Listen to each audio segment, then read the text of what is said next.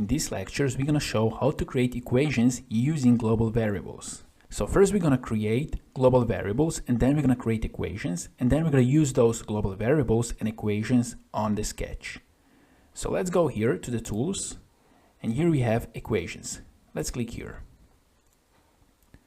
And now we have this dialog box. First, let's define some global variables. Let's go with A, and let's put a value for A, 50 millimeters. Just hit enter. Let's go with B, enter. Let's go with 40 millimeters, enter. Now let's go with C, enter. Now let's go with quote. Let's go A, quote, and let's divide by 2, plus 3. Hit enter. And here we can see the value. So A divided by 2 plus 3 is 28. So C will be 28. And this is our equation here. Now let's go with D. Hit enter. And this is gonna be quote A quote minus B quote plus 15. Hit enter. And this is 25. Now let's click OK. Now let's go here to our folder equations, and here we can see our global variables A, B, C, and D. Now let's go to the sketch. Let's create a sketch on the front plane. Now let's go here to the line, and let's create some sketch, something like this.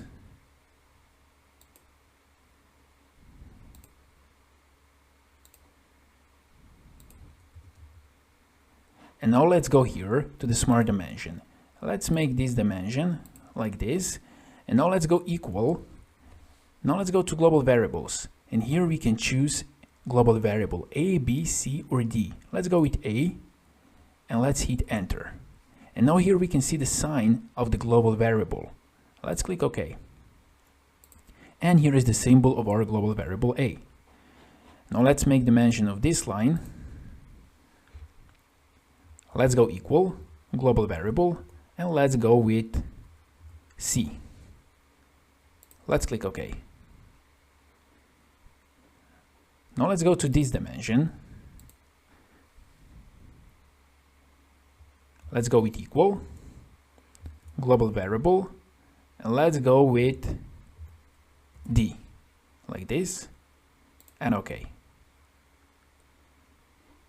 And now let's put here the last dimension. Let's go equal, and let's go with B, and OK.